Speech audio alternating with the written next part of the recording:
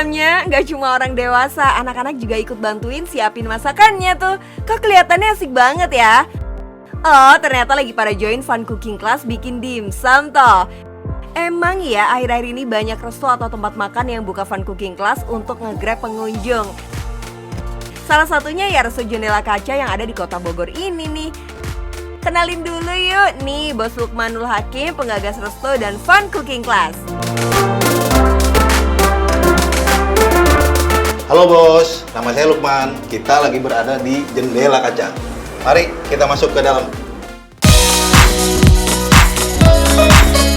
Produk yang dibuat emang sederhana ya, salah satunya hakau udang. Bahan yang digunakan hanya tepung tangmyen, tepung tapioka, minyak, garam, dan air mendidih untuk membuat kulitnya. Sedangkan isiannya ada daging udang yang telah dibersihkan kulitnya, minyak wijen, kecap asin, garam, gula, lada, dan bawang putih. Tapi yang namanya fun cooking class, apalagi buat family kayak gini, semua bahannya sudah diolah sehingga memudahkan para peserta untuk ikut membuatnya. Pertama-tama kalian harus belajar memipihkan adonan kulit hakaunya dulu ya. Caranya seperti ini nih, mudah kan? Kalau di rumah tidak punya pisau khusus membuat hakau, kalian bisa gunakan pisau daging lainnya. Jangan lupa diberi sedikit minyak agar pisaunya tidak lengket. Oh iya, yang mau join fun cooking classnya Jendela Kaca, kalian cukup merogoh kocek Rp120.000 per orang. Selain mendapatkan aksesoris sebagai chef, kalian juga akan mendapatkan bahan untuk membuat dimsum. Dan hasilnya bisa langsung dicicipin tuh. Di sini kalian akan dipandu oleh head chef Jendela Kaca langsung. Jadi kalau mau tanya-tanya resep juga bisa. Kegiatan seperti ini juga bisa bikin bonding kalian dengan si buah hati jadi makin kuat loh. Dan yang paling penting, anak bisa bersosialisasi dengan temennya dan juga bagus untuk merangsang syaraf motorik. Banyak banget kan manfaatnya? Nah, disinilah kita selalu mengajak tamu untuk berbagi rasa dan cerita. Makanya kita punya namanya Makan di Jendela Kaca, berbagai rasa dan cerita.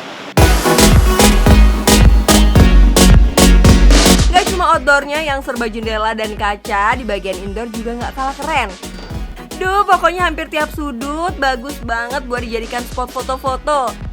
Tapi kalau ngomongin soal resto kekinian, di Bogor kan sudah banyak banget tuh pesaingnya.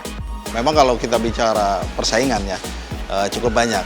Nah, cuman kita salah satunya ya memang Jendela Kaca ini ada di area komplek, yaitu namanya Pakuan 9 Food Street. Pada saat orang bertumbuk dengan kalau ke Bogor makanan Sunda gitu ya. Nah, kita mencoba yaitu makanan-makanan yang ke bistro, ke peranakan heritage, tapi konsep kita fusion. Jadi bisa dinikmati juga oleh kalangan-kalangan anak milenial. Memang kalau kita bistro, peranakan heritage, larinya kan ke family. Bener banget tuh, Bogor kan identik sama resto atau rumah makan khas Sundanya ya. Sehingga membuat sesuatu yang baru bisa menjadi peluang bisnis untuk pengusaha mendulang cuan. Tentunya dengan strategi yang baik supaya target marketnya pas sasaran. Tinggal gimana kita membuat produk dan cara promosinya aja tuh. Tapi apa nggak resiko nih bikin usaha di tengah pandemi? Emang gambling ya, bisnis di tengah pandemi gitu ya. Kemudian bagaimana restoran juga susah ya, PPKM harus duduk 50 menit. Tapi sebagai bisnis ya, kita harus berani dalam berusaha gitu. Jiwa bisnis Pak Lukman emang nggak usah dipertanyakan. Selain mempunyai resto kekinian, ia juga punya hotel, coffee shop, dan pastry. Wow, semuanya berada di satu kawasan food street ini. Keren kan? Ia memulai bisnis sejak muda, bisa dibilang pahit dan manisnya berbisnis sudah ia rasakan semua. Berbekal pengalaman yang ia punya, akhirnya lahir ide membuat one stop service ini.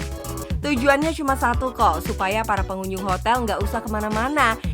Jadi mau ngopi, makan pastry, atau nongkrong di kafe, semua bisa. Dan cuannya, ya muter-muter di situ aja ya bos.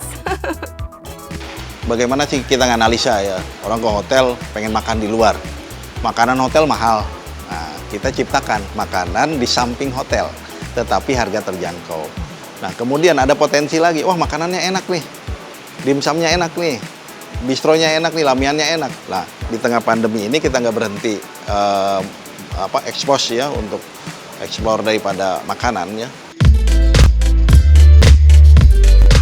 Yang paling penting, jangan berhenti eksplor kemampuan kita dan harus jeli melihat peluang. Seperti Pak Lukman ini nih, ketika orang banyak yang menutup usahanya, Pak Lukman malah muncul dengan strategi terbaiknya.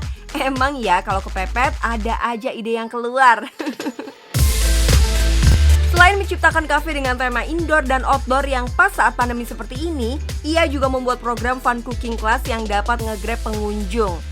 Kalau dalam sehari ada 10 peserta yang ikut dikali Rp120.000, berarti cuan yang dihasilkan 1,2 juta rupiah. Ini dari fun cooking class-nya aja ya. Kalau dari pesanan makanannya, kita ambil dimsumnya aja nih.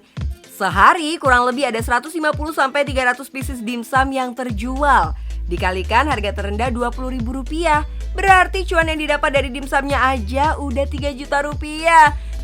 Nah, tinggal kalian hitung-hitung sendiri. Soalnya Pak Lukman ini bisa dibilang membuat restonya jadi magnet cuan tuh.